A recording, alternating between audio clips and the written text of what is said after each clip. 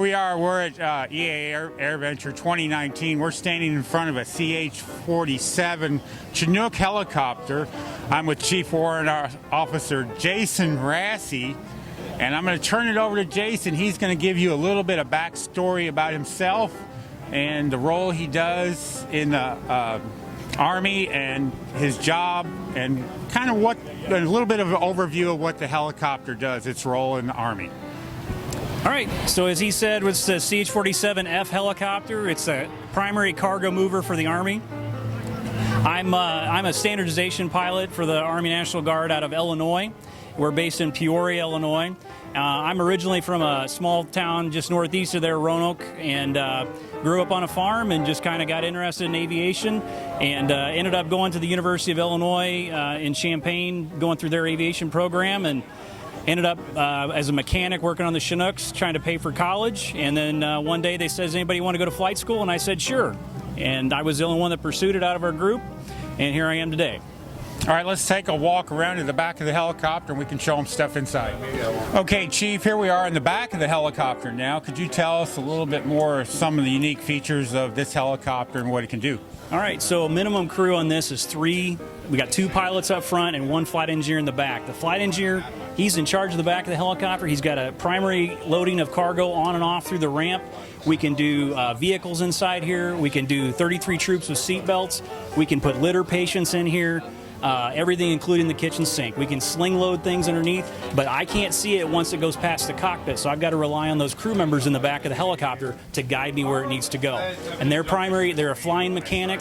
You can look around a little bit, but they service the hydraulics while we're in flight. They've got a maintenance panel to monitor the systems. For some indications I have up in the front, I only get an indication. I don't know which transmission it might be. So they're keeping me abreast of what's going on in the back of the helicopter. And also, while we're overseas, we've got a defensive door gun on the back of the ramp as well, protecting us. Okay, Chief, how much will this helicopter lift? That's what people will want to know. Okay, so if I want to go anywhere with it, typically 15,000 pounds. But if I want to lift something, technically, that structurally, the center hook can lift 26,000 pounds. But I've got to be pretty low on gas to do that. Now, for the Army, this is the biggest helicopter they have, and it'll lift the most tonnage. Is that correct? Correct. Okay. So we kind of took a pit stop to show everybody the cargo hook where they can sling load things below the helicopter. And you said sling loading stuff underneath the helicopter, you can carry how much? Well, structurally 26,000 pounds. Okay. But again, it's trade-off of weight with fuel and everything else. There's actually 3 cargo hooks. There's one underneath where you're standing and one up here that we can sling load stuff underneath. But this is the primary mission of what the Chinook was in Vietnam. This is an F model, but the A model, A, Bs, and C model that they had back in Vietnam, that was what they primarily did, is move troops and move artillery pieces around. All right, so part of that defensive, we've got the 3 door gunners while we're deployed overseas. We've got the 240 mounted here in the window. So again, anytime that we see a target that might be trying to engage the helicopter, they can engage the targets defensively, and we can evade the area, get away from that threat, report it to higher up.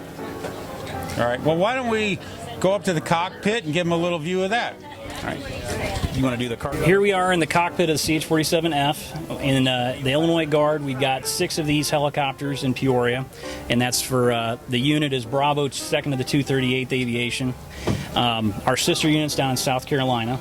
So they split the Chinooks up to kind of get them spread around the states to where we can respond to floods, hurricanes, any other natural disasters, firefighting.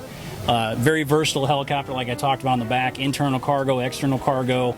But I've got a moving map right here. I've got hover symbology over here. So I can basically go land in a field completely brown out, white out, whatever. And this helicopter, as long as I have the hover modes engaged, it's gonna keep me safe and situationally aware that if I was drifting to the side, I can make that correction and have my flight engineers talking about me about obstacles and everything else. And I also have a good information of what the plan is for where we're going, what we're doing, how much speed we're going to fly at each point, how much gas we're going to burn as we go along there, and then how much fuel will we have when we get back to where we're going. This is more of an en route. We've got flight director cues, so it's got a very, very good instrument platform. The instruments. It's a very stable instrument platform. It'll fly a couple ILSs for us. It will land in your backyard if I tell it to.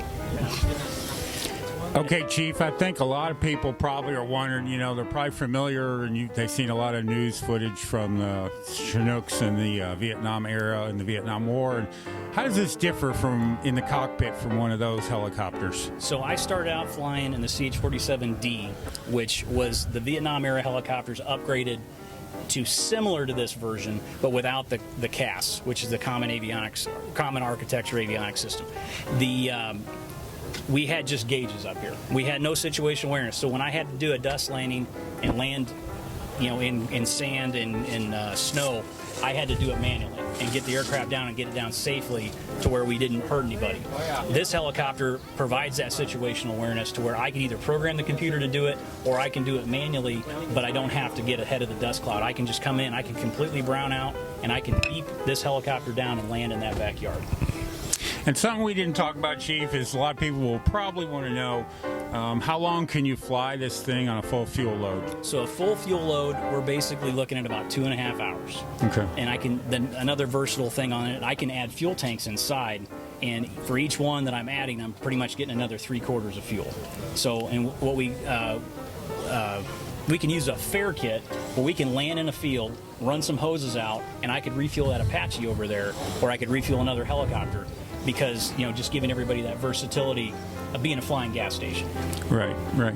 Now, being a big beast, big helicopter, it makes a big target out in the battlefield, big and noisy. You know it's coming a long ways off. How survivable is the newer version than the older ones in the battlefield? It's got a great ASE package on it. It's keeping us abreast of what's going on, giving us warnings of other indications of any threats we might have. And again, we mitigate that by having that Apache fly along with us, or mitigate it by having other fixed-wing assets overhead. Right. We feel that the threat is elevated to that level. Okay. All right. Well, very good. Well, Chief, thank you for your time. You've been a great help. I'm sure you've provided a lot of people watching this with a lot of info, and have a good Oshkosh. All right, now we're in front of the very front of the aircraft, and we probably need to touch on a subject that's kind of important, especially for the U.S. Army, is that a lot of people don't realize that in the U.S. Army, for helicopter pilots, you don't have to be an officer to fly helicopters. And Jason, you want to talk a little bit about that? So what we have is the Warrant Officer Flight Program, and basically you essentially could go high school to flight school if you go through the interview process and get a SIF test done, get a recommendation from a senior warrant officer. You too can go through the Warrant Officer Flight Program without a degree and become an aviation warrant officer and fly an aircraft like this or Apache, Black Hawk. I mean, basically anything, Lakota, anything the Army flies. And that's at Fort Rucker, Alabama, is where they do the warrant officer school, and then they do the aviation program there as well. Go Army! Okay. All right. So what do you guys think about flying the CH47 Chinook? Best job ever.